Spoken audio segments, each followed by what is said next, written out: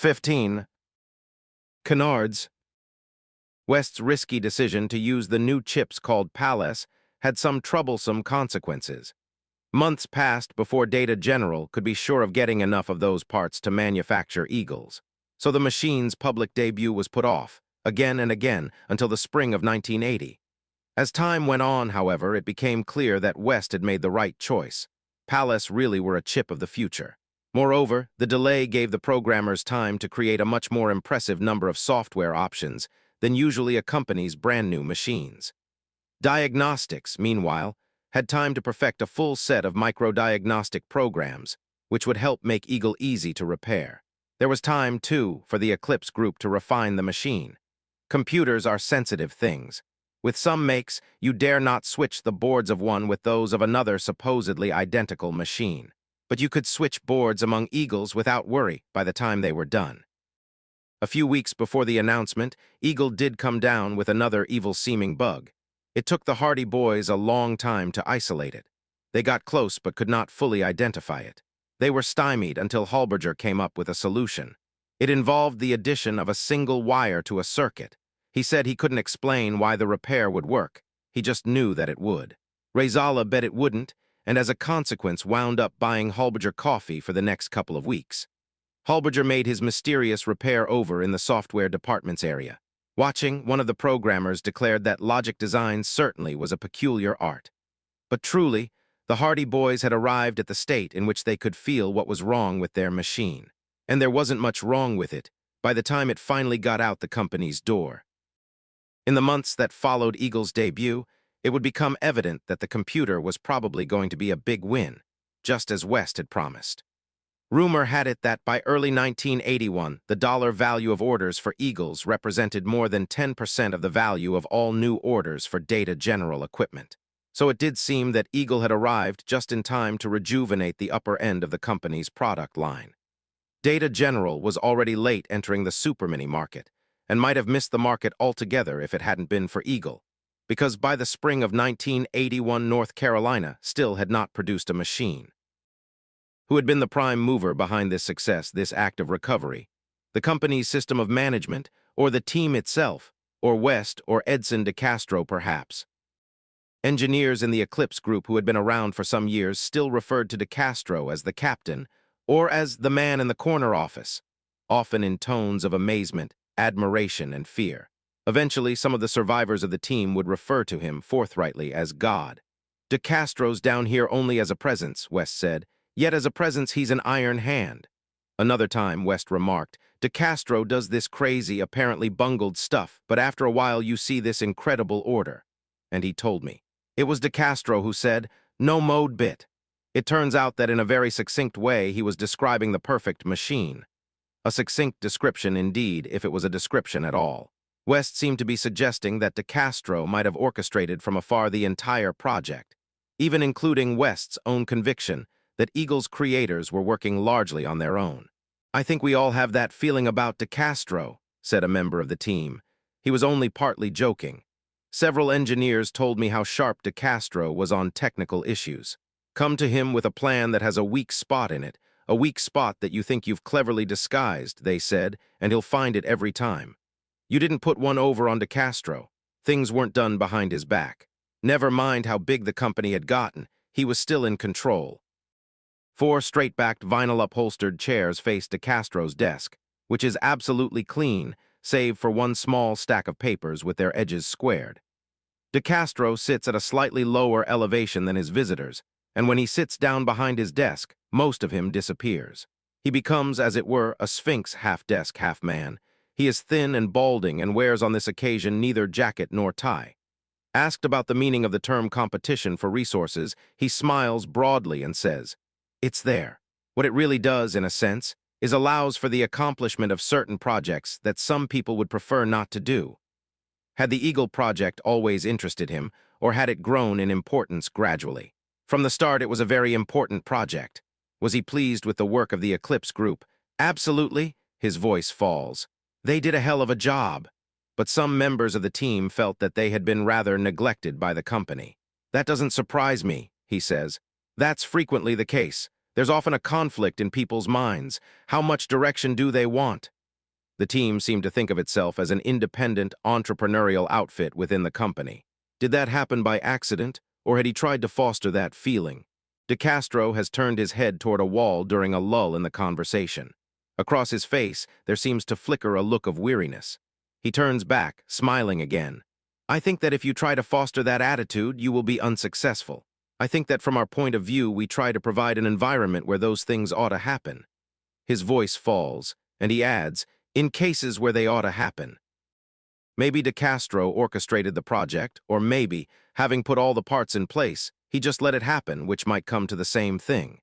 Speaking privately, a veteran engineer bristled at that idea. Castro isn't that good, he said. He's lucky and he's smart, but most importantly, he has people around him like West, who pull his ass out of a fire and then attribute it all to him. Members of the team had their own interpretations. A month after Gallifrey Eagle was rolled slowly down the corridor to software, Ed Rasala and several of the Hardy Boys got together at the Cain Ridge Saloon and did some reminiscing, disputatiously, as usual. At one point, Jim Geyer said, "We didn't get our commitment to this project from Castro or Carmen or West. We got it from within ourselves. Nobody told us we had to put extra effort into the project." Ken Halberger burst out laughing. Geyer raised his voice. "We got it from within ourselves to put extra effort in the project." Laughing hard, Halberger managed to blurt out, "Their idea was piped into our minds." "The company didn't ask for this machine," cried Geyer. "We gave it to them, we created that design." Others raised their voices. Quietly, Rasala said, "West created that design." Rasala's big forearms rested on the table, surrounding a mug of beer. I thought perhaps I had not heard him right. He had always insisted that Eagle belonged equally to every member of the team. There was a whiff of heresy in the air. "What did you say that West created?" "Eagle," said Rasala. By then the others had stopped arguing and had turned toward Rasala, who was wearing one of his looks. It seemed to warn against contradiction. "You mean West created the excitement?" "No," said Rasala in a flat voice. "The machine." "The opportunity," offered Halberger. "The machine," said Rasala. Then there was a moment during which everyone avoided everyone else's eyes and the conversation resumed on another subject. Adopting a remote, managerial point of view, you could say that the Eagle project was a case where a local system of management worked as it should. Competition for resources creating within a team inside a company an entrepreneurial spirit, which was channeled in the right direction by constraints sent down from the top. But it seems more accurate to say that a group of engineers got excited about building a computer. Whether it arose by corporate bungling or by design, the opportunity had to be grasped. In this sense, the initiative belonged entirely to West and the members of his team. What's more, they did the work, both with uncommon spirit and for reasons that, in a most frankly commercial setting, seemed remarkably pure. In The Nature of Gothic, John Ruskin decries the tendency of the industrial age to fragment work into tasks so trivial that they are fit to be performed only by the equivalent of slave labor. Writing in the 19th century, Ruskin was one of the first, with Marx, to have raised this now familiar complaint. In the Gothic cathedrals of Europe, Ruskin believed, you can see the glorious fruits of free labor given freely. What is usually meant by the term craftsmanship is the production of things of high quality. Ruskin makes the crucial point that a thing may also be judged according to the conditions under which it was built. Presumably, the stonemasons who raised the cathedrals worked only partly for their pay. They were building temples to God. It was the sort of work that gave meaning to life. That's what West and his team of engineers were looking for, I think. They themselves like to say they didn't work on their machine for money. In the aftermath, some of them felt that they were receiving neither the loot nor the recognition they had earned, and some said they were a little bitter on that score. But when they talked about the project itself, their enthusiasm returned. It lit up their faces. Many seemed to want to say that they had participated in something quite out of the ordinary. They'd talk about the virtues of the machine, we built it right, and how quickly they had done it. No one ever did it faster. At least Data General never did. And of the experience they had gained, now I can do in 2 hours what used to take me 2 days. One of the so-called kids no longer, but veterans now, remarked, "This'll make my resume look real good." But he quickly added that wasn't what it was all about. Many looked around for words to describe their true reward. They used such phrases as self-fulfillment, A feeling of accomplishment, self-satisfaction. Jim Geyer struggled with those terms a while with growing impatience. Then he said, "Look, I don't have to get official recognition for anything I do.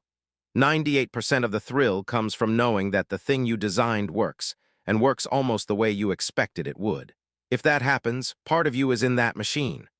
On this project, he had reached a pinnacle the day when he finally expunged the last known bug from the board that he designed.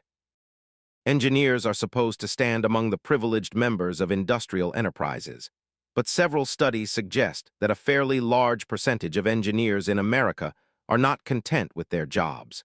Among the reasons cited are the nature of the jobs themselves and the restrictive ways in which they are managed. Among the terms used to describe their malaise are declining technical challenge, misutilization, limited freedom of action, tight control of working patterns. No one who made it through the Eagle project could in fairness have raised such objections. The work was divided, but it was not cut to ribbons. Everyone got responsibility for some important part of the machine. Many got to choose their piece, and each portion required more than routine labor. The team's members were manipulated, to be sure, and the unspoken rules of their group were Darwinian, but many of those who made it through declared that they had been given as much freedom as they could have wished for. Rosemarie Seal believed that West had granted them more latitude than they would have been allowed under a typical manager. She had worked for a number of other managers, and being the mother of the team, she could speak with authority on how they had been raised. The bottom line on this is that effort was done. It was done well with very little help from the corporation, if any. A lot of people were allowed to grow. A lot of people were allowed to feel good about themselves, not a pat on the back, but deep down good about themselves. I guess all of us were trying to prove something. I was trying to prove that I could be more than a secretary, that I'm a new, liberated woman. Amazing. We all had something different to prove, and we were all trying to prove the same thing. He set up the opportunity, and he didn't stand in anyone's way. He wasn't out there patting people on the back. But I've been in the world too long and known too many bosses who won't allow you the opportunity. He never put one restriction on me. Tom allowed me to take a role where I could make things happen. What does a secretary do? She types, answers the phone, and doesn't put herself out too much. He let me go out and see what I could get done. You see, he allowed me to be more than a secretary there. I'm not putting Tom up as a paragon of virtue. Many's the time when I was bullshit with him. But who could expect life to be perfect? I would do it again. I would be very grateful to do it again. I think I would take a cut in pay to do it again. A great deal has been written on the question of how to motivate industrial workers. Presumably, such literature arises because so many jobs have been made so trivial that few people can find any meaning at all in them. It may be that techniques of management alone can't cure the problem.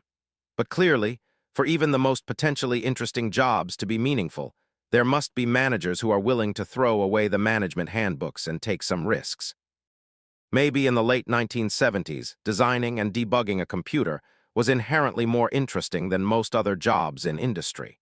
But to at least some engineers, at the outset, Eagle appeared to be a fairly uninteresting computer to build. Yet more than 24 people worked on it over time, without any real hope of material rewards, for a year and a half, and afterward most of them felt glad. That happened largely because West and the other managers gave them enough freedom to invent, while at the same time guiding them toward success. West never passed up an opportunity to add flavor to the project. He helped to transform a dispute among engineers into a virtual war of the roses. He created, as Rasala put it, a seemingly endless series of brush fairs, and got his staff charged up about putting them out. He was always finding romance and excitement in the seemingly ordinary. He welcomed a journalist to observe his team, and how it did delight him when one of the so-called kids remarked to me, "What we're doing must be important if there's a writer covering it." Engineering is not of necessity a drab world, but you do often sense that engineering teams aspire to a bland uniformity. West was unusual. Alsing, who might have traveled anywhere but whose life had been largely restricted to the world of engineering, responded most strongly to him. "West," said Alsing, "took a bag on the side of the Eclipse and made it the most exciting project in the company, the most exciting thing in our lives for a year and a half. West never bored us." As for West himself, there is no doubt that he had experienced an odd, nervous kind of fun. The circumstances had been propitious. There was a crisis. Solving it called for unorthodox procedures. He'd found, it seems to me, an opportunity to reconcile for a time two opposite ambitions, one conventional and quantifiable, the other unorthodox and vague. He was back in Cambridge, as it were, singing folk songs, while at the same time putting money on Data General's bottom line. He could be, for a little while, a balladeer of computers. "We're building what I thought we could get away with," West had said, but Eagle sufficed. "With this machine, we're going way beyond what any one person can do. I always wanted to build something like this." Now it was done. The Eclipse Group and the many others who had worked on the machine, including, especially, software and diagnostics, had created 4096 lines of microcode, which fit into a volume about 8 inches thick. Diagnostic programs amounting to thousands of lines of code, over 200,000 lines of system software, several hundred pages of flow charts, about 240 pages of schematics, hundreds and hundreds of engineering changes from the debugging, 20 hours of videotape to describe the new machine, and now a couple of functioning computers in blue and white cases, plus orders for many more on the way. Already, you could see that the engineers who had participated fully would be looking back on this experience a long time hence. It would be something unforgettable in their working lives. All this, at last, was no canard.